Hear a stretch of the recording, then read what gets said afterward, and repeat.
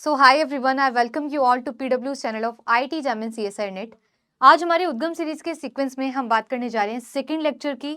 और इस second lecture में मैं आपसे बात करूंगी सरफेस केमिस्ट्री की पार्ट सेकंड की। अभी तक लास्ट लेक्चर में मैंने आपसे पार्ट फर्स्ट डिस्कस किया था, जहां पे काफी सारे आपके कंसेप्ट और उनसे रिलेवेंट प्रीवियस ईयर क्वेश्चंस हमने डिस्कस किए थे, राइट। मैंने आपसे कहा था इन दी एंडिंग कि अब हम मिलेंगे और इसके यहाँ से कंसेप्ट से कि सरफेस केमिस्ट्री से और क्या कंसेप्ट बन सकते हैं, और फिर इससे रिलेवेंट जो भी प्रीवियस ईयर क्वेश्चंस है वो भी हम देखेंगे।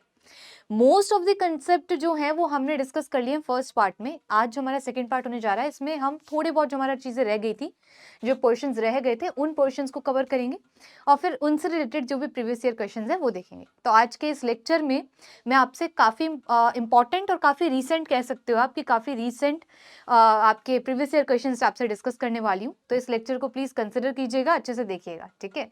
चलिए स्टार्ट करते हैं। फिर सुनना, देखो, अगर देखो मैं बात करती हूँ लास्ट वाले लेक्चर की, तो उसमें हमने पढ़ा था फर्स्ट पार्ट। अब ये सेकंड पार्ट है, राइट। इस सेकंड पार्ट में हम क्या पढ़ने वाले हैं पहले वो डिस्कस करती हूँ। वैसे तो मोस्ट ऑफ द कंसेप्ट मैं आपसे डिस्कस कर चुकी हूँ फर्स्ट पोर्शन में ही, फर्स्ट पार्ट में ही। फिर भी यहाँ पे कुछ आप कह सकते हो 2-3 कंसेप्ट जो बचते हैं उनको हम समझते हैं, फिर क्वेश्चंस करेंगे, ठीक है। देखो, सबसे पहले एक बात जो अपने रिसेंट ईयर्स में दिख रही है, जो आ रही है, वो कैपिलरी से रिलेटेड है, ठीक है। तो एक कंसेप्ट जो बनता है वो हाइट ऑफ कैपिलरी वाला बनता है। इससे क्वेश्चंस आपके रिसेंट ईयर में काफी आ रहे हैं, ठीक है। तो यहां से देखिएगा, मैंने बोला हाइट ऑफ लिक्विड rises या rise in कैपिलरी। इस पोर्शन पे बेस्ड यहाँ से क्वेश्चंस हमें देखने को मिल रहे हैं। इस हाइट को मैंने मेंशन किया h से, राइट। और यहाँ लिखा जो h है, जो हाइट है, उसको मैं लिख सकती हूँ, जो फॉर्मूला बनता है इसका, कि 2 into T cos theta upon में रो। यहाँ पे रो डेंसिटी को डिनोट करता है, रेडियस, और यहाँ पे मैं लिखूंगी इसके साथ में g, राइट। इस तरीके से जो आपका कंसेप्ट बनता है ये हाइट का बनता है। यहाँ पे क्या चीजें क्या मेंशन कर रही है, मतलब क्या क्या वेरिएबल्स क्या बता रहे हैं, तो वो देखना। h जो है, h वो आपको बताता है हाइट ऑफ लिक्विड, जिस भी आप लिक्विड की बात कर रहे हैं, वो कितना ज्यादा राइज हुआ है आपकी कैपिलरी में, ठीक है। और जब ये चीज आएगी तो फिर सरफेस टेंशन वाला कंसेप्ट भी साथ साथ ऐड हो ही जाता है, ठीक है। तो ये सरफेस टेंशन भी आप पे इन्वॉल्व है, देखना। h को डिनोट करते हैं height of liquid rises in capillary, कि कैपिलरी में कितना हाइट तक आपका लिक्विड गया है।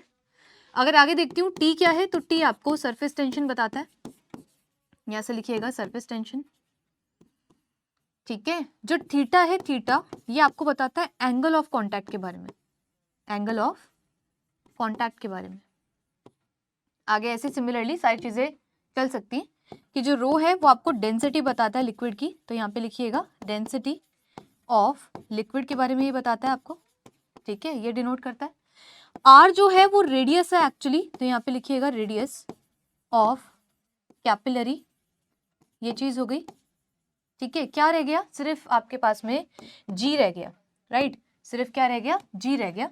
तो यहां से मैं लिखूंगी इसको, आगे देखना, यहां से लिख सकती हूँ जो आपके पास में जी है वो तो वेल नोन है, that means acceleration due to gravity जिसे हम बोलते हैं, वो एक्चुअली आपका यहाँ पे जी है, ठीक है। और जिसकी वैल्यू भी we know, that means 9.8 metre per second square, right. इस तरीके से मैंने बताया कि एक ये कंसेप्ट है जिसको आप कंसिडर कर सकते हो। ये हाइट वाला जो फॉर्मूला है उसको आप कंसिडर कर सकते हो, यहाँ से चीजें पूछी जाती हैं, ठीक है। चलिए देखना आप नेक्स्ट में। एक तो हुआ ये कंसेप्ट, एक कंसेप्ट और आता है वो समझना, देखो फिर क्वेश्चंस करते हैं। एक आपका कंसेप्ट आता है एरिया ऑफ क्रॉस सेक्शन के बारे में, जैसे हमने लास्ट लेक्चर में एडजॉर्बेंट पढ़ा था ना, तो उसी से रिलेटेड यहाँ पे आता है एरिया ऑफ, या ऐसे लिखो cross sectional area, cross sectional area of adsorbate, ठीक है। कि एडजॉर्बेट मॉलिक्यूल हैं, अगर उनके क्रॉस सेक्शनल एरिया के बारे में अगर हमें कुछ पढ़ना है तो देखना हम कैसे पढ़ेंगे, समझना, देखो ध्यान से। मैंने बोला अगर मैं एसटीपी की बात करती हूँ कि at STP, that means standard temperature and pressure की कंडीशंस के बारे में, तो हम ऐसे बोलते हैं भाई एसटीपी पे आपके जो 1 मोल होता है, 1 मोल का मतलब मैं लिख सकती हूँ Na मॉलिक्यूल्स, कि जितने भी मेरे Na मॉलिक्यूल्स हैं, जितनी क्वांटिटी है मॉलिक्यूल्स की, एक्चुअली इनकी जो वॉल्यूम होगी ना, इनकी जो वॉल्यूम होगी वो आपकी 22.4 लीटर्स आप कंसिडर करते हैं, एकदम सही है ना, कि जो 1 मोल आपकी गैस होती है एसटीपी पे, उसकी वॉल्यूम आप 22.4 लीटर्स कंसिडर करते हैं। एकदम ठीक है ऐसे बात। अब सुनना देखो, तो इसका मतलब मैं बोल सकती हूँ कि जो आपके पास में 22.4 लीटर्स होगा, उसका मतलब है मेरे पास में Na मॉलिक्यूल्स। एकदम सही है ना, कितने सारे मॉलिक्यूल्स। अगर यहाँ से आपसे पूछ लूं कि बताओ 1 लीटर में कितने होंगे, तो कैसे बताओगे? आप बोलोगे मैम Na अपॉन में 22.4, ये आ जाएगा। एकदम ठीक है। मैंने बोला ये मेरे पास में जो क्वांटिटी आ रही है ये क्या है, तो ये एक्चुअली इतने अमाउंट ऑफ मॉलिक्यूल्स हैं, इतनी क्वांटिटी ऑफ मॉलिक्यूल्स हैं इन दिस 1 लीटर, ये 1 लीटर के हैं, राइट। अब जब एड्सॉर्बेट आपके एड्सॉर्बेंट पे एड्सॉर्ब हो जाता है तो सबसे पहले हमने एक बात पढ़ी थी कि मोनोलेयर बनती है। और अगर मैं आपसे बात कर रही हूँ वॉल्यूम की, तो बात चली रही है। मैंने आपसे पूछा अगर वॉल्यूम ऑफ मोनोलेयर में हमें देखना हो कि कितने मॉलिक्यूल्स हैं, तो वॉल्यूम ऑफ मोनोलेयर को मैं वी मोनो से डिनोट कर सकती हूँ। और देखना कैसे लिखूंगी भाई, 1 लीटर के लिए जो वॉल्यूम है, 1 लीटर में सॉरी जो मॉलिक्यूल्स हैं वो आपके इतने हैं, इतनी क्वांटिटी ऑफ मॉलिक्यूल्स हैं। अगर वी लीटर्स में पूछ लिया दैट मींस वी मोनो में पूछ रहे हो, तो कैसे निकालोगे? तो आप बोलोगे इट मींस मैम ये ऐसे आएगा कि this quantity into with v mono. एकदम सही है ना। तो मैंने बोला Na अपॉन में 22.4 और इनटू में आपका ये वी मोनो, राइट। इस तरीके से मैं इसको डिनोट कर सकती हूँ। अब अगर आगे चल के मैंने आपसे एक बात बोल दी कि हर ईच मॉलिक्यूल का जो एरिया है, सपोज वो ए है, मैंने इस तरीके से ले लिया। समझना देखो, ऐसे क्वेश्चंस भी आए हुए हैं यहाँ से कि आपको बोल दिया कि let the area of 1 molecule, एक मॉलिक्यूल का जो एरिया है, लेट सपोज वो आपके पास में ए है। ए सेंटीमीटर स्क्वायर है कि ए एंगस्ट्रॉम स्क्वायर है, वो देख लेंगे अभी हम, ठीक है। कि सपोज एक मॉलिक्यूल का जो एरिया है वो आपके पास में ए है। अब आपसे बात बोलिए कि आपके पास में टोटल जितने मॉलिक्यूल्स हैं इनका एरिया कितना होगा, तो सिंपल सी बात है ए से इनटू कर दो। तो यहाँ पे अगर मैं लिखना चाहूंगी कि एरिया, ये ऐसे लिखूंगी total area of adsorbate molecule, कैसे आएगा? तो आप बोलेंगे ये जो आपने क्वांटिटी लिखी है ना मैम, एक्चुअली ये क्या है, नंबर ऑफ मॉलिक्यूल्स ही तो है इन दी मोनोलेयर, तो इसको एरिया से इनटू कर दो तो टोटल एरिया आ जाएगा आपके पास में। तो यहाँ से मैं बोल सकती हूँ Na अपॉन में 22.4 इनटू में आपका वी मोनो और इसको इनटू कर दिया मैंने एरिया से। तो ये जो मेरे पास में निकल के आएगा एक्चुअली ये cross sectional area of adsorbate molecule में कह सकती हूँ, ठीक है। तो ये कंसेप्ट था जो इस तरीके से फ्रेम होता है और यहाँ से क्वेश्चन पूछे जाते हैं, ठीक है। अब मैं इसको बताने के बाद में आगे बढ़ती हूँ प्रीवियस ईयर क्वेश्चन पे। कुछ क्वेश्चंस मैं लास्ट लेक्चर में करवा चुकी हूँ, ठीक है, और कुछ क्वेश्चंस में जो बच गए थे, जो रह गए थे, अच्छे क्वेश्चंस हैं, वो हम आज के लेक्चर में फिर से देखने वाले हैं, ठीक है। चलिए स्टार्ट करते हैं। अब देखना, तो यहाँ पे बात करते हैं भाई पहले ही क्वेश्चन की, जो मैंने CSIR जून 16 का क्वेश्चन लिया है। अब समझना देखो, ये क्वेश्चन काफी इंटरेस्टिंग है, अच्छा क्वेश्चन है। क्या बोला आपसे वो सुनना देखो। आपसे बोल रहे हैं, रीड करिए एक बार कि adsorption isotherm of 3 gases A, B and C are shown in the following figure where theta is the percentage of surface coverage. Theta को जो है परसेंटेज ऑफ सरफेस कवरेज से भी आप बताते हैं, साथ साथ इसको आप ये भी बोलते हैं कि कितना एक्सटेंट ऑफ एड्सॉर्प्शन हुआ, ये भी चीज थीटा ही बताता है। एकदम सही है कि कितना एड्सॉर्प्शन हो पाया है, कितनी एक्सटेंट तक, ठीक है। आगे बोल रहे हैं इसके बीच में ग्राफ है, दैट मींस 1 थीटा और 1 पी के बीच में इन्होंने इस तरीके से ग्राफ बनाया हुआ है, जहां पे तीनों गैसेस के लिए दैट मींस A, B और C के लिए इन्होंने इस तरीके से प्लॉटिंग कर रखी है, ठीक है। आगे समझना देखो, नेक्स्ट में बोल रहे हैं आपसे कि the correct option of the extent of adsorption of 3 gases is, क्या करेक्ट ऑर्डर रहेगा एक्सटेंट ऑफ एड्सॉर्प्शन का, दैट मींस थीटा का, ठीक है। तो अब एक बात समझो देखो, आप जो फॉर्मूला जानते हो आप वही फॉर्मूला लगाओ। सुनना देखो, यहां से मैंने बोला कि हम एक बात जानते हैं, थीटा जो होता है वो actually KP upon 1 plus KP होता है। हमें सिर्फ यही बात आती है, यही पढ़ा था हमने लास्ट लेक्चर में भी कि it is KP upon 1 plus KP, right. अब समझना देखो, इसको एक बार नेक्स्ट में लेके चलती हूँ मैं। यहाँ पे सुनना, मैंने बोला हम तो सिर्फ इतना जानते हैं कि theta equals to KP upon 1 plus KP। अगर मैं इसको, जैसे कि आपका ये ग्राफ भी बना हुआ है, ग्राफ बना है 1 अपॉन थीटा में, तो इसको अगर मैं रेसिप्रोकल कर लूँ तो यहाँ पे 1 अपॉन थीटा हो जाएगा, यहाँ पे ये 1 प्लस KP अपॉन KP आ जाएगा, रेसिप्रोकल कर लिया, इधर भी तो इधर भी हो गया, डन। समझना देखो, ये 1 अपॉन थीटा चल रहा है, यहाँ से बोलूंगी 1 अपॉन KP प्लस में यहाँ से बोलूंगी 1, एकदम सही है ना। आप सुनना, मैंने बोला 1 अपॉन थीटा ये आपका y एक्सिस पे है, 1 अपॉन P ये एक्चुअली आपका x एक्सिस पे है। तो यहाँ से अगर कंपेयर करती हूँ तो y equals to mx plus c बोल सकती हूँ कि नहीं बोल सकती? बोल सकते हैं ना, बताइए भाई, बोल सकते हो इस तरीके से, y equals to mx plus c। यहाँ से एक बात आती है कि जो स्लोप है ना, स्लोप आप कंपेयर करो जरा इस इक्वेशन से, जो स्लोप है वो आपको 1 अपॉन k मिलता है, क्या मिलता है, स्लोप आपको 1 अपॉन में k मिल रहा है, ये चीज मिल रही है स्लोप। अब मैम इसका हम क्या करें, हमें तो थीटा का ऑर्डर चाहिए, राइट, इसका हम क्या करें, तो एक बात देखना है, यहाँ से आते हैं जरा इस पे समझना। अगर यहाँ से मैं आपसे एक बात बोल रही हूँ, आप ऐसे एक इमेजिनरी सी एक लाइन ड्रॉ करो, ठीक है। अब क्या करूँ ना, इनको जरा कंपेयर करो। आप जब कंपेयर करोगे तो आपको एक बात दिखेगी कि इसके लिए ये स्लोप है, इतना स्लोप है, ठीक है, इसके लिए बी के लिए यहां तक आप स्लोप देख सकते हो, और ए के लिए आप इतना स्लोप बोलोगे। तो अगर ग्राफ को देखें ना सिर्फ, तो ग्राफ को देख के एक बात क्लियरली समझ में आती है कि मैम स्लोप ना, अगर स्लोप को आप कंपेयर करते हो तो बोलोगे मैम स्लोप ए का सबसे ज्यादा है, देन बी का, देन सी का। बोलिए, यही चीज बोलेंगे ना। तो मैं बोलूंगी यहां से इधर आके कि जो मैंने स्लोप लिखा है कि स्लोप तो 1 अपॉन के है, तो अब देखना यहां से एक बात निकालती हूँ, सुनना। देखो, मैंने बोला जो स्लोप है, slope actually it is 1 upon के, और अभी अभी एक बात पता चली कि स्लोप ए का ज्यादा है, देन बी का, देन सी का। एकदम सही है। अब मुझे आप एक बात बताओगे, कभी स्लोप बढ़ रहा है, अगर स्लोप कहीं पे इंक्रीज होता है और एक्चुअली स्लोप तो 1 अपॉन के को बता रहा है, तो मैं एक बात बोल सकती हूँ कि स्लोप ज्यादा है, इट मीन्स 1 अपॉन के ज्यादा है। एकदम राइट है कि 1 अपॉन के ज्यादा है। 1 अपॉन के ज्यादा है तो के तो कम है ना, के तो लेस है। बोलिए भाई, एग्री करते हैं कि नहीं कि 1 अपॉन के ज्यादा है, क्योंकि स्लोप ज्यादा है, स्लोप ही तो है 1 अपॉन के। तो बोला स्लोप ज्यादा, इट मीन्स 1 अपॉन के ज्यादा, तो के तो लेस, तो हमने बोला इट मीन्स जो के है ना, के वो लेस है। अब हम मैम हमें चाहिए एक्सटेंट ऑफ एब्जॉर्प्शन का ऑर्डर, दैट मीन्स थीटा का ऑर्डर, के से हम क्या करें। तो सुनना, देखो नेक्स्ट में अगर आप ना इस तरीके से इस इक्वेशन को समझेंगे, देखना अभी, सुनना यहां से आप ग्राफ पे आओ एक बार, आप इस ग्राफ पे आओ और आप क्या करो ना, किसी भी फिक्स्ड प्रेशर पे बात करो। जैसे सपोज करो आपने एक ऐसे लाइन खींच दी, राइट, आपने बोला मैम इस फिक्स्ड प्रेशर पे देख के मैं एक बात बोलता हूं कि भाई इस फिक्स्ड प्रेशर पे जो थीटा है ना, थीटा वो मैक्सिमम मिल रहा है। बोल सकते हैं कि नहीं ऐसा, कि यहां से मैम जो थीटा मिलेगा हमें ऐसे करके वो मैक्सिमम मिलेगा, मतलब यहां से जो थीटा मिल रहा है इस पॉइंट पे वो मैक्सिमम मिल रहा है। एग्री कर रहे हैं ना। तो समझना, देखो किसी भी फिक्स प्रेशर पे आप एक बात बोलते हैं कि एट फिक्स्ड प्रेशर एक बात बोली जा सकती है कि जो थीटा होता है वो मैक्सिमम होता है। एग्री करते हैं कि थीटा आपको मैक्सिमम मिलता है।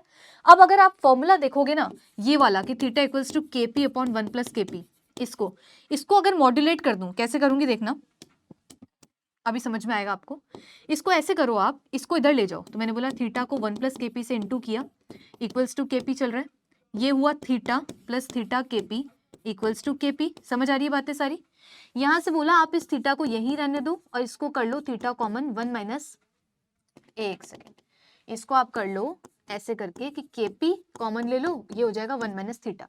तो यहां से ma'am theta upon 1 minus theta और 1 अपॉन पी, तो ये आपका के के बराबर आएगा। मैम ये क्या करना चाहते हो, एक्चुअली मैं ये आपको ये बताना चाहती हूँ कि अगर इस एक्सप्रेशन को, इस पर्टिकुलर एक्सप्रेशन को, ये वाला जो आपका होता है, इस पर्टिकुलर एक्सप्रेशन को अगर आप इस फॉर्म में लेके आते हैं ना, तो आपको एक बात क्लियर कट दिखती है कि एक फिक्स्ड प्रेशर पे अगर प्रेशर की वैल्यू में कर दूं, फिक्स्ड कांस्टेंट कर दूं, तो जो के है ना, के वो डायरेक्टली प्रोपोर्शनल आपके थीटा के आता है। बात समझ में आई क्या बोलना चाहती हूँ, कि यहां से आप एक बात बोल सकते हो इधर से कि किसी भी फिक्स्ड प्रेशर पे जो थीटा है ना, थीटा वो डायरेक्टली प्रोपोर्शनल चलेगा के। एकदम क्लियर।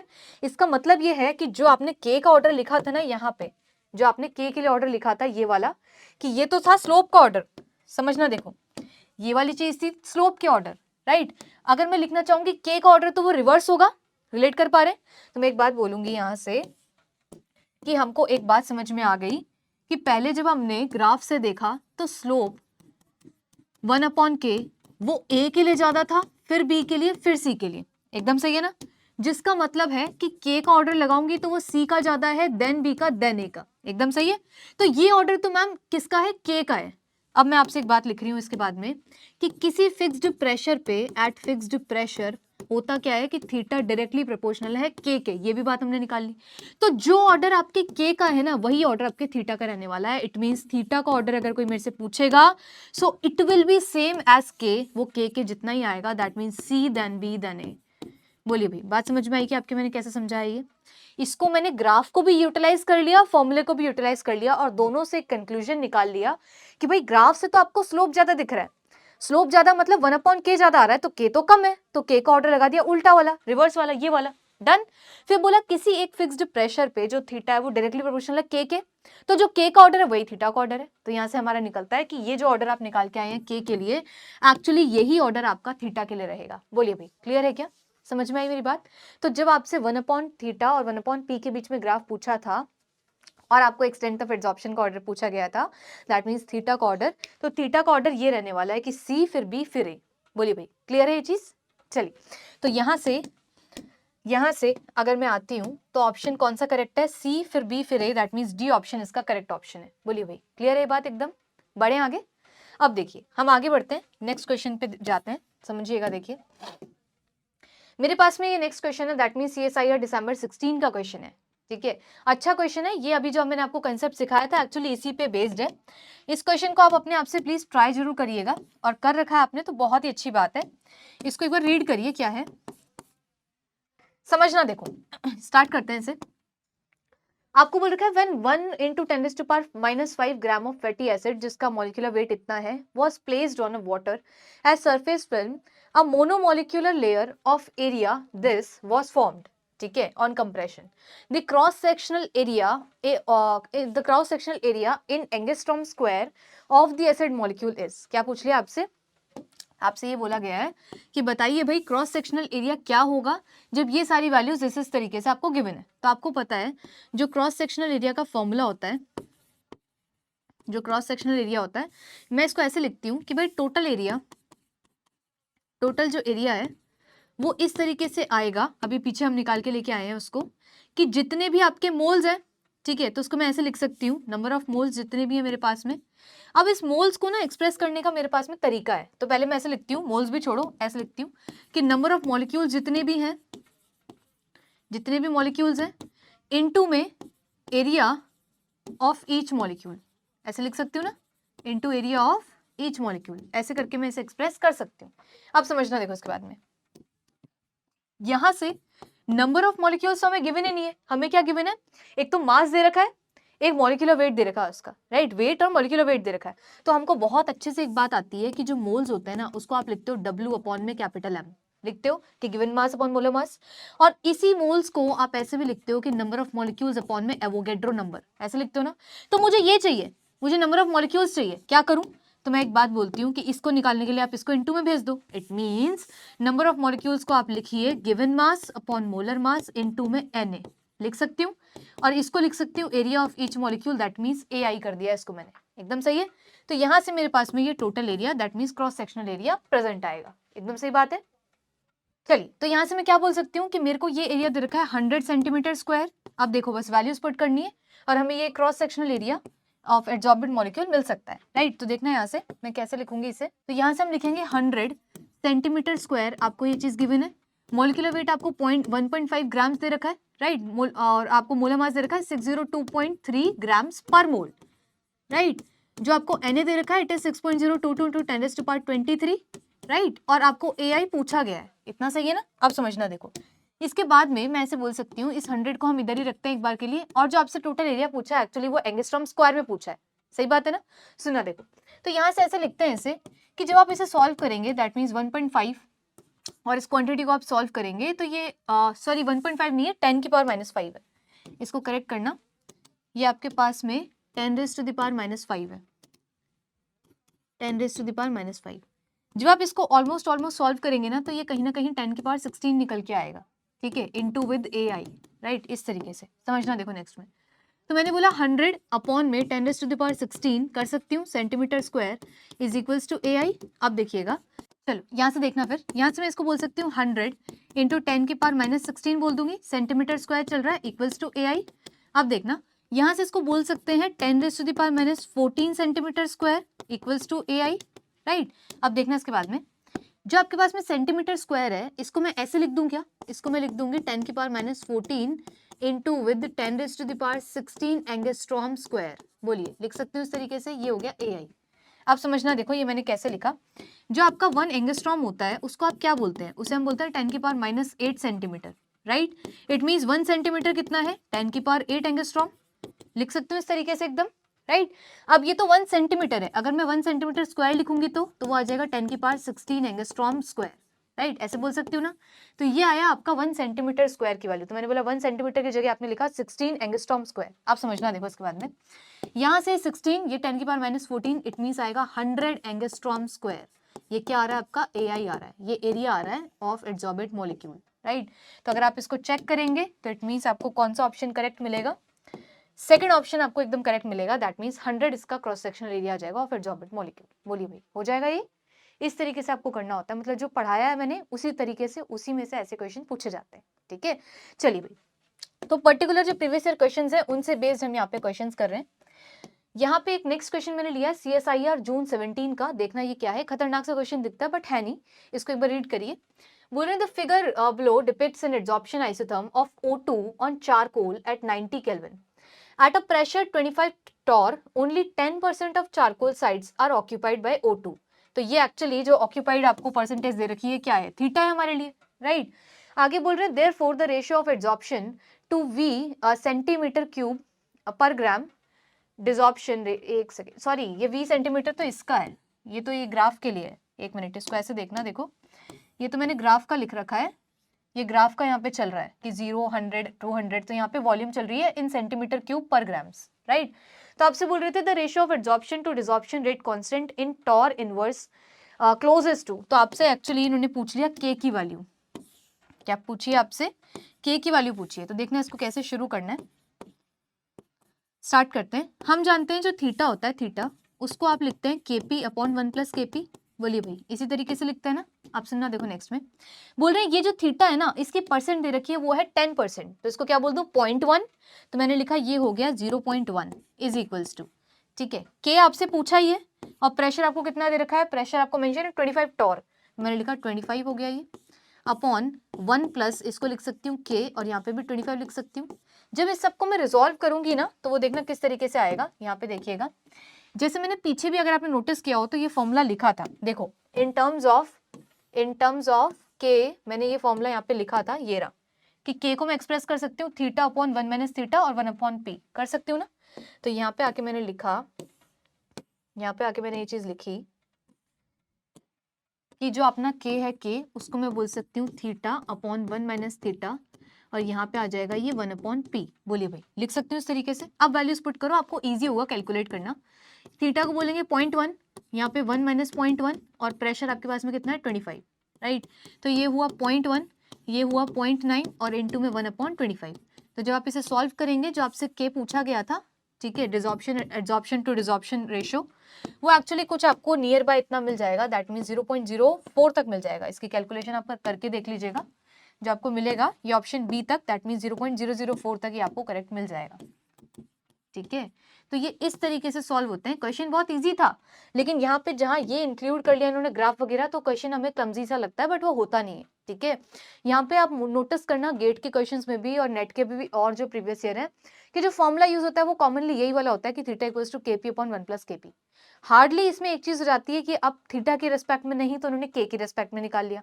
तो बस वो भी मैंने अभी पूरे लेक्चर में आपको सिखाया ही है कि आप 1/, कर लो चीजों को, मतलब इधर उधर भेज दो, ट्रांसफर कर दो। जैसे यहाँ पे समझना, देखो यहाँ पे समझना, जैसे यहाँ पे ये चीज आपको थीटा की उसमें एक्सप्रेस्ड थी, राइट। अगर आपको के की टर्म्स में एक्सप्रेस चाहिए तो बस आप इन टर्म्स को इधर ले जाओ और इनको थोड़ा सा अकॉर्डिंगली अरेंज कर लो, तो ये आपको के की टर्म्स में मिल जाता है, एकदम ठीक है ना। चलिए आगे बढ़ती हूँ मैं। तो ये क्वेश्चन था आपका दिसंबर 16 का, सॉरी दिसंबर 17 का। अब मैं आगे बढ़ती हूँ, एक नेक्स्ट क्वेश्चन लेती हूँ। ये आपका दिसंबर 19 का क्वेश्चन है, समझना देखो क्या बोल रहे थे आपसे, रीड करिए एक बार क्वेश्चन को। क्वेश्चन आपसे बोल रहा है कि liquid of density this climbs to be height of 5 centimeter when a capillary with internal radius of 0.2 mm, अच्छा क्वेश्चन है काफी, is dipped into it, ठीक है। जब इन्होंने कैपिलरी डिप करी तो आपका लिक्विड जो है इतनी हाइट तक पहुंच गया। The surface tension in newton per metre of liquid is close to. अब देखो, आज ही की क्लास में मैंने आपसे ये हाइट ऑफ कैपिलरी वाला फॉर्मूला डिस्कस किया था, जहां बोला था height is equals to 2t cos theta. अब थीटा के बारे में यहाँ कुछ है नहीं, तो मैंने सिर्फ 2t लिखा, अपॉन में डेंसिटी, रेडियस, और ये अपना g, that means acceleration due to gravity. ये मैंने फॉर्मूला लिख लिया। अब पूछा क्या है एक बार वो देख लो, तो सरफेस टेंशन पूछी t, तो सारी बाकी चीजों को उधर ले जाओ। तो लिखा हाइट इधर, डेंसिटी इधर, रेडियस इधर और ये आपका जी इधर, अपॉन में 2 will be equals to t. बोलिए भाई, लिख सकते हो इस तरीके से। सरफेस टेंशन पूछी थी मेरे से, देखना आप इसको नेक्स्ट में। तो मैंने बोला हाइट, डेंसिटी, रेडियस, जी अपॉन में 2 ये सब इक्वल है मेरा किसके, तो ये सब का सब मेरे इक्वल आ रहा है सरफेस टेंशन के, दैट मीन्स टी के। अब वैल्यूज पुट करते हैं। जब आप हाइट देखोगे तो यहाँ से देखना जरा, हाइट देखना कितनी है 5 सेंटीमीटर, ठीक है, और पूछा किसमें, न्यूटन पर मीटर, तो आपका सेंटीमीटर भी मीटर्स में कन्वर्ट होना चाहिए। तो ये आप या तो पहले ही कर लिया करो क्वेश्चन में, नहीं तो वैल्यूज पुट करते टाइम ध्यान रखा करो, ठीक है। तो आपको दे रखा है 5 सेंटीमीटर, तो यहाँ आइए और यहाँ आके बोलिए कि 5 इंटू 10 की पावर -2 मीटर्स, ये मैंने कर लिया इसको मीटर में कन्वर्ट। डेंसिटी जो है, डेंसिटी वो आपको कितनी दे रखी है 1.1 ग्राम्स पर सेंटीमीटर क्यूब, ये आपको समझना पड़ेगा। यहाँ देखो जो आपको डेंसिटी दे रखी है रो, वो एक्चुअली 1.1 ग्राम पर सेंटीमीटर क्यूब दे रखी है, राइट। अब जब आपको फाइनल आंसर न्यूटन में चाहिए ना, तो न्यूटन में केजी इन्वॉल्व होता है। सुनना, जब न्यूटन होता है, न्यूटन उसको आप लिखते हैं KG metre per second square, ये आपका न्यूटन होता है। यूनिट कन्वर्जन थोड़े से ध्यान देने पड़ेंगे कि ये आपका न्यूटन होता है। अब समझना, देखो मैं एक बात बोलती हूँ कि इसमें केजी चाहिए तो इसको पहले केजी में कन्वर्ट कर ले, तो यहाँ से लिखेंगे 1.1 इंटू 10 की पावर -3 केजी, डन, अपॉन ये सेंटीमीटर क्यूब है। मुझे पता है कि भाई जो 1 मीटर होता है वो 100 सेंटीमीटर होता है, या फिर ऐसे लिखूं कि 1 सेंटीमीटर को 10 की पावर -2 मीटर बोल सकती हूँ ना, बट यहाँ तो क्यूब है, तो यहाँ पे भी आप क्यूब कर दो, इधर भी आप क्यूब कर दो, तो ये हो जाएगा कुछ इस तरीके से कि 1 centimetre cube will be equals to 10 की पावर -6 मीटर क्यूब। बोलिए, लिख देंगे इस तरीके से, समझ आ रही है बात मेरी। तो यहाँ से मैंने बोला सेंटीमीटर क्यूब भी हो गया 10 की पावर -6 मीटर क्यूब।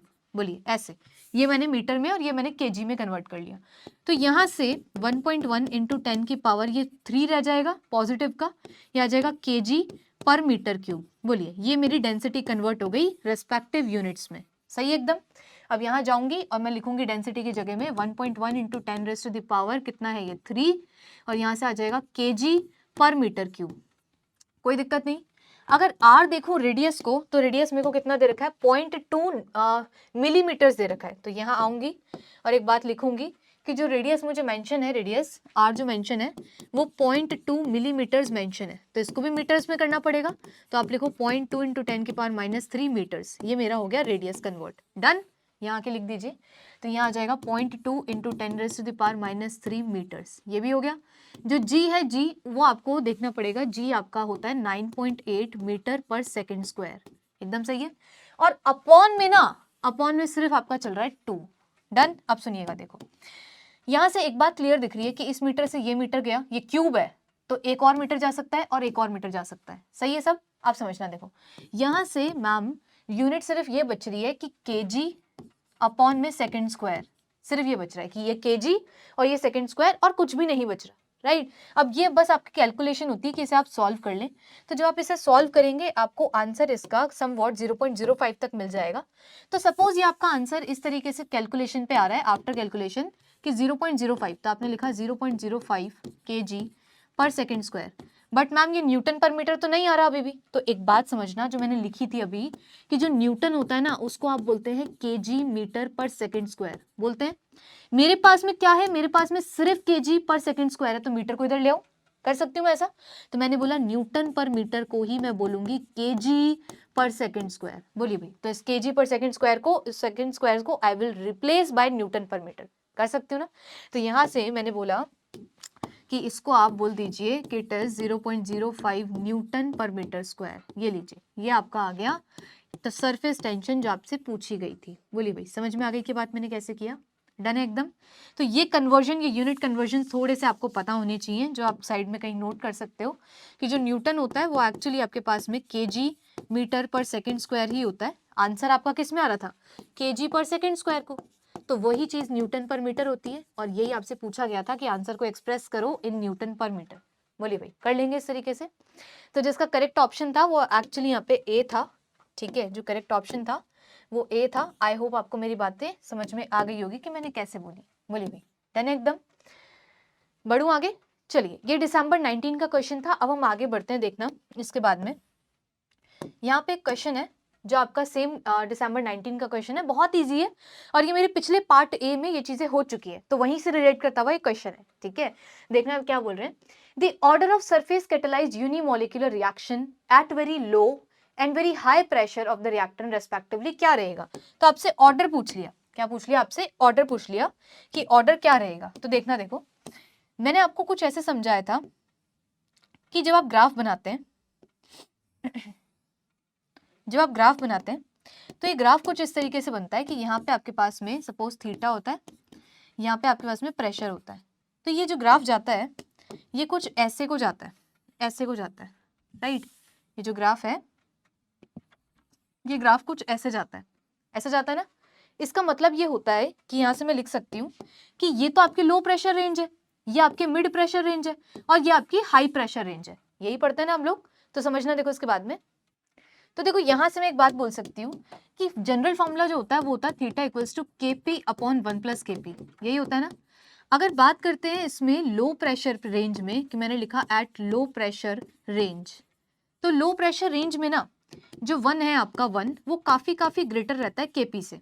कैसा रहता है, काफी ग्रेटर रहता है KP से, तो आप उसे नेग्लेक्ट नहीं कर सकते, है ना। यहाँ पे आप क्या कर सकते हो, 1 को नेग्लेक्ट नहीं कर सकते, मतलब KP को 1 के कंपैरिजन में आप हटा सकते हो क्योंकि KP बहुत छोटा है, राइट। तो मैंने बोला यहाँ से थीटा इक्वल्स टू क्या रह गया, सिर्फ KP रह गया। इट मीन्स अगर मैं देखूं तो थीटा डायरेक्टली प्रोपोर्शनल आता है या प्रेशर की रेज टू द पावर 1 के। बोलिए भाई, बोल सकती हूँ ना कि जो थीटा है वो pressure raise to the power 1 के प्रोपोर्शनल है। इट मींस फर्स्ट ऑर्डर है, एकदम सही है कि इसका ऑर्डर देखोगे तो फर्स्ट ऑर्डर आएगा, सही बात। अब सुनना, अगर मैं दूसरी बात देखूं कि एट हाई प्रेशर रेंज की बात करते हैं, तो जो फॉर्मूला आपका चलता है इस फॉर्मूले में आप क्या बोलते हैं कि 1 जो है ना वो वेरी लेस हो जाता है आपके KP के रिस्पेक्ट में, ठीक है। तो आप 1 को इग्नोर कर सकते हैं और जब यहाँ से 1 इग्नोर होगा तो KP अपॉन KP सिर्फ 1 ही बचेगा। इट मीन्स थीटा इस कंडीशन में सिर्फ 1 आता है। इट मीन्स अब प्रेशर वाली टर्म ही नहीं है, तो थीटा प्रेशर पे डिपेंड ही नहीं करता, इंडिपेंडेंट हो जाता है। तो यहाँ से बोला कि प्रेशर इंडिपेंडेंट हो जाता है। इट मीन्स कैसा ऑर्डर, तो बोलेंगे जीरो ऑर्डर, क्योंकि प्रेशर पे डिपेंड ही नहीं कर रहा आप थीटा। डन। तो यहाँ से बोला हाई प्रेशर रेंज में जीरो ऑर्डर और लो प्रेशर रेंज में फर्स्ट ऑर्डर। बोलिए क्लियर है क्या सभी लोगों को। तो यहाँ से आंसर आना चाहिए था 1,0, दैट मीन्स ऑप्शन बी। बोलिए भाई, समझ में आ गई मेरी बात, कैसे कराया ये। चलिए आगे बढ़ते हैं। अब देखो इसके बाद में नेक्स्ट लेते हैं हम नेक्स्ट क्वेश्चन, ठीक है। आपके प्रीवियस ईयर का एक नेक्स्ट क्वेश्चन यहाँ पे ये वाला आता है, समझना। देखो क्या बोल रखा है इसमें, क्वेश्चन को एक बार रीड कर लीजिए आप, फिर मैं आगे बढ़ूं। क्या चीज है, एक बार इसको रीड कर लो। आपसे बोला है कि the volume of nitrogen gas absorbed at STP to form a monolayer on a porous solid surface is 22.4। देखना यहाँ पे बोल रहे हैं जो वॉल्यूम है वो आपके पास में, और वो भी कौन सी वॉल्यूम, मोनोलेयर, ठीक है, टू फॉर्म अ मोनोलेयर। तो बोल रहे हैं वॉल्यूम V मोनो ही दे रखा है आपको, तो volume of monolayer that means V mono it is given as 22.4 centimetre cube per gram. यही चीज मेंशन है ना। If the area occupied by 1 nitrogen molecule is this, तो आपके पास में एक नाइट्रोजन मॉलिक्यूल का जो एरिया है इट इज 16.2 एंगस्ट्रॉम। देखो यहाँ पे कन्वर्जन्स काफी आ रहे हैं, तो आप हमेशा याद रखो कि भाई 1 एंगस्ट्रॉम जो है वो आपका 10⁻⁻8 सेंटीमीटर्स के बराबर है, ठीक है, ये आपको पता होना चाहिए। चलिए आगे सुनना। Then the surface area in centimetre square per gram of the solid is close to, मतलब आपसे टोटल पूछ लिया कि भाई टोटल वाला बता दो, टोटल सरफेस एरिया आपसे पूछ लिया, राइट, ये चीज आपसे पूछ ली। बताइए भाई, कर सकते हैं हम इसे सॉल्व। अभी अभी मैंने पीछे आपको स्टार्टिंग में कंसेप्ट सिखाया है, उसी से बेस्ड न्यूमेरिकल है, हो जाएगा। चलिए बढ़ती हूँ उसमें आगे, देखना। तो देखना यहाँ से हमने ऐसे लिखा था कि 1 लीटर की जो वॉल्यूम होती है, या आप ऐसे लिखो इसको कि 22.4 जो आपके लीटर होते हैं उसमें एक्चुअली Na मॉलिक्यूल्स होते हैं। तो 1 लीटर में कितने, तो आपने बोला Na अपॉन में 22.4 मॉलिक्यूल्स, राइट, इतने मॉलिक्यूल्स। अब अगर कोई पूछता है कि V मोनो इतनी वॉल्यूम है, इसमें कितने मॉलिक्यूल्स, तो आंसर आता है Na अपॉन में 22.4 और इनटू में V मोनो, एकदम डन है। और अगर कोई एरिया पूछ रहा है इसका एरिया, तो हम बोलेंगे Na अपॉन में 22.4 इनटू में ये V मोनो और इनटू कर दो एरिया ऑफ ईच मॉलिक्यूल। बोलिए भाई, ऐसे निकालना ना, तो बस आपको ये फॉर्मूला यहाँ पे पुट करना है, उसको आगे सॉल्व करना है, समझना। देखो तो मैं यहाँ से बोलूंगी कि Na अपॉन में 22.4 into V mono into area, समझना। देखो नेक्स्ट में लिख रही हूँ, तो मैंने बोला जो टोटल एरिया आपको निकालना है वो एक्चुअली आएगा Na अपॉन में 22.4 इंटू में V मोनो राइट, और इनटू में AI से कि एरिया ऑफ ईच मॉलिक्यूल। आप समझना Na की वैल्यू 6.022 इंटू 10⁻23 पुट कर सकते हैं, ये आपके पास में 22.4 है ही, राइट। वी मोनो आपको कितना दिया है, तो आप जरा यूनिट्स देखना, आपको जो मोनोलेयर की वॉल्यूम है वो 22.4 सेंटीमीटर क्यूब पर ग्राम दे रखी है, तो यहाँ से बोलूंगी मैं कि ये आपको मेंशन है 22.4 सेंटीमीटर क्यूब पर ग्राम, जबकि ये क्या होता है, ये लीटर्स होता है, राइट। और आपको एरिया ऑफ ईच मॉलिक्यूल कितना गिवन है भाई, तो आपको area of each molecule 16.2 angstrom raise to the power 2 ये है, तो यहाँ आके मैंने लिखा it is 16.2 angstrom square, right. अब समझना देखो इसके बाद में, यहाँ से ऐसे लिखो कि 6.022 इंटू 10⁻23 है, अपॉन में एक कन्वर्जन आ रहा है लीटर्स का सेंटीमीटर क्यूब में, जो मैं आपको अपनी क्लासेस में भी सिखाती हूँ कि भाई लीटर्स को आप लिख सकते हैं 1000 सेंटीमीटर क्यूब, क्योंकि जो अपना 1 ml होता है वही 1 सेंटीमीटर क्यूब होता है। बोलिए भाई सही बात है ना, लिख सकते हो इस तरीके से, कर सकते हैं ना हम लोग। तो यहाँ से बोला लीटर्स को आप लिख दो 22.4 इंटू में 1000, ये हो गया सेंटीमीटर क्यूब, डन इतना, ये आ गया सेंटीमीटर्स में, क्योंकि ये भी सेंटीमीटर में तो एक ही यूनिट होनी चाहिए ना। आगे सुनना, यहाँ से बोला ये आपकी वैल्यू 22.4 सेंटीमीटर क्यूब पर ग्राम चल रही है, एकदम सही है। और ये 16.2, तो इसको एडजस्ट करना पड़ेगा कि 10⁻, इसको लिख दूंगी अब की बारी एंगस्ट्रॉम को कि -16 सेंटीमीटर स्क्वायर। बोलिए लिख सकते हो ना इस तरीके से, बोलिए भाई सही है एकदम। चलिए अब आपको सिर्फ कैलकुलेशन करनी थी यहाँ से, जब आप कैलकुलेशन वगैरह सब कर लेंगे और यूनिट्स को कट कर देना जो कट हो रही हूँ, लाइक ये सेंटीमीटर क्यूब से ये कैंसिल हो रहा है, राइट। तो जो आंसर बच रहा है वो एक्चुअली सेंटीमीटर स्क्वायर पर ग्राम में ही आ रहा है, और इसी में पूछा गया था, क्वेश्चन को नोटिस करो, आपसे पूछ रहे सेंटीमीटर स्क्वायर पर ग्राम, वही चीज आ रही है क्या, तो एक्चुअली वही आ रही है कि सेंटीमीटर स्क्वायर पर ग्राम, ठीक है। तो इसमें आपको कहीं ना कहीं ऑप्शन कुछ इस तरीके से मिल जाएगा, इसको सॉल्व करके देखिएगा आप, ये अप्रोक्सीमेट आपको अप्रोक्सीमेटली 9.8 इंटू 10⁻5 10 की पावर 5 तक आंसर जाएगा, कुछ इस तरीके से आपको ये ऑप्शन आंसर मिल जाएगा, ठीक है। तो ये इसका टोटल एरिया जो पूछा गया था वो ऐसे आएगा। बोलिए भाई कर लेंगे क्या सभी, सिर्फ कैलकुलेटिव पार्ट बचा है, बाकी सब ओवर है, हो जाएगा। चलिए आगे बढ़ते हैं हम, तो यहाँ से इसका ऑप्शन बी जो था वो करेक्ट ऑप्शन था, ठीक है। चलिए आगे बढ़ रही हूँ मैं नेक्स्ट में, समझना देखो, यहाँ से एक लास्ट क्वेश्चन आता है CSIR जून 21 का, ठीक है, समझना देखो। और ये सारे क्वेश्चन ना रिसेंट ईयर के ही हैं, कुछ ना कुछ, कोई कभी तो कोई कभी पूछा हुआ है, जैसे कोई 19 का है, कोई 21, कोई 20 का है। तो ये क्वेश्चन ना इंपॉर्टेंट इसलिए हो जाते हैं क्योंकि रिपीटेडली जो कंसेप्ट है वो यूज हो रहा है, तो प्रोबेबली होता है कि भाई वो नेक्स्ट में भी यूज हो, ठीक है।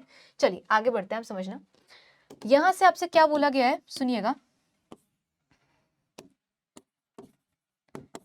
आपसे बोल रहे हैं कि liquid A has half the surface tension, तो सरफेस टेंशन पे बात है, जरा लिख लेते हैं एक बार गिवन क्या क्या डेटा है।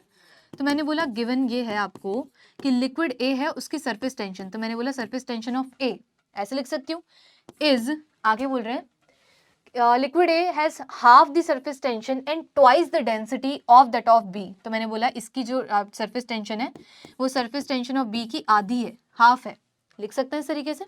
और जब डेंसिटी की बात करूंगी तो डेंसिटी ऑफ ए बोल रहे हैं ट्वाइस है as compare to density of B, तो ऐसे लिख सकती हूँ। आगे the contact angle of A and B are same, it means जो थीटा ए है, बात कर ली थीटा की तो हम भी कर लेंगे, थीटा ए है वही थीटा बी है, तो ये दोनों सेम है, आपको नीड नहीं है इसको अलग से करने की कुछ। आगे देखते हैं, if A rises 10 centimetre in a capillary, it means आपको हाइट बोल दी कि जो हाइट है जो लिक्विड राइज करेगा तो वो हाइट आपकी 10 सेंटीमीटर तक जाएगी, डन। आगे देखना, then the rise in centimetre of B in the same capillary, it means जो रेडियस की बात करेंगे ना तो वो भी समझ लो कि r of A will be r of B, क्योंकि कोई अलग कैपिलरी नहीं है, एक ही है, तो उसके मेजरमेंट्स तो बराबर ही रहेंगे, तो ये लेने की ना आपको अलग से नीड नहीं है, डन।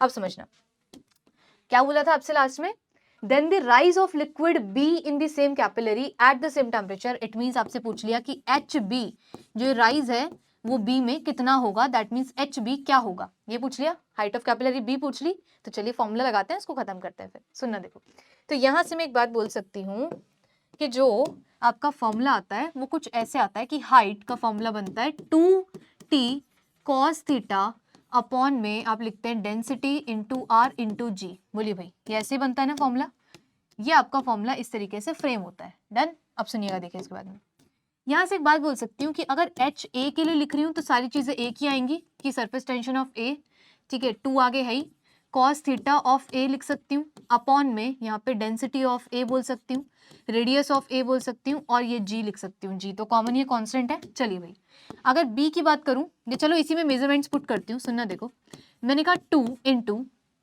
जो आपका सरफेस टेंशन ए का है वो एक्चुअली हाफ है बी के सरफेस टेंशन से, एकदम सही है ना। तो यहाँ पे लिखा, इसको बोल देंगे कि surface tension of B upon में 2, सही है।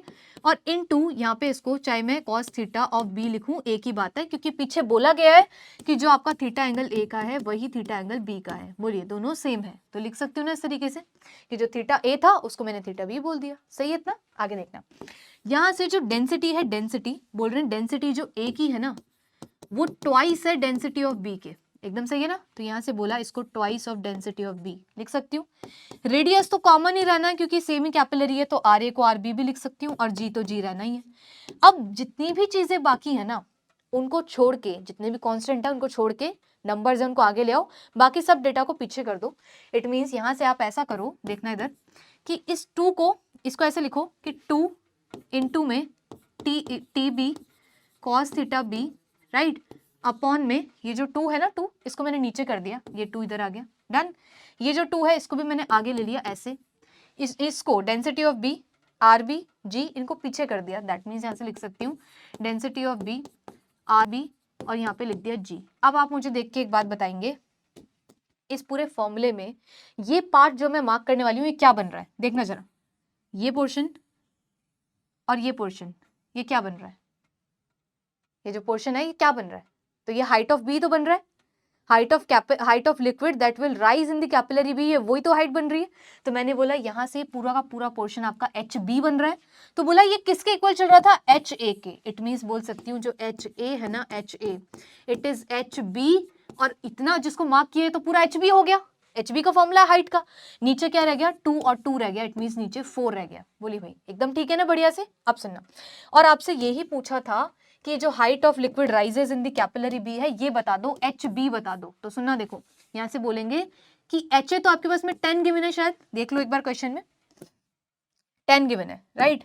तो बोला ये तो 10 है, it will be equals to h B upon 4, it means 10 into 4 equals to h B. कितना आया भाई, तो आप बोलेंगे ये एच बी आपको मिल रहा है 40 सेंटीमीटर्स। बोलिए भाई समझ में आई की बात, ये आपको मिल रहा है कितना, 40 सेंटीमीटर्स, ऐसे करके। तो ये मेरी एक तरीके से आपके लिए क्वेश्चन प्रैक्टिस थी, जहां पे जितने भी रिसेंट ईयर आपसे पूछे गए हैं according to your questions, according to these concept, जो भी क्वेश्चंस पूछे गए हैं प्रीवियस ईयर में वो मैंने आपसे सारे यहाँ पे डिस्कस करे हैं।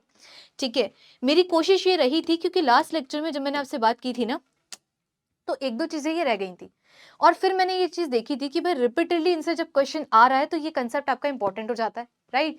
कि प्रीवियस ईयर आप देखोगे तो रिसेंट में 19 में 20 21 में जो क्लोज ईयर्स है हमारे बिल्कुल एग्जाम के, तो उनमें अगर यहाँ से चीजें आ रही हैं तो ये कंसेप्ट हमारे लिए इंपॉर्टेंट है, हो सकता है इस ईयर भी पूछ ले। ठीक है, इसलिए ये जरूरी था कि इनको एक जगह पे फिर से डिस्कस किया जाए। जो मेरा पिछला पार्ट था वो सरफेस केमिस्ट्री का पहला पार्ट था, जहां पे मैंने आपसे सारे कंसेप्ट डिटेल में, मतलब थोड़ा जितना हो पाया वो सारे वहां पे डिस्कस करे हैं, उनसे रिलेटेड मैंने प्रीवियस ईयर भी वहां पे डिस्कस करे हैं। अभी इसमें जो अपने 2 टॉपिक्स रह गए थे बेसिक, तो उनको मैंने लिया। उसके बाद में जो प्रीवियस ईयर, जो अच्छे अच्छे प्रीवियस ईयर थे आपके CSIR नेट के, वो सारे मैंने इंक्लूड किए। ठीक है, आई होप आपको लेक्चर काफी अच्छा लगा होगा। इसी तरीके से आप जुड़े रहिए इस उद्गम सीरीज में, हम आपके लिए ऐसे कंसेप्ट लेके आते रहेंगे। टिल देन अपना ध्यान रखिए, बढ़िया से पढ़ाई कीजिए। Thank you so much.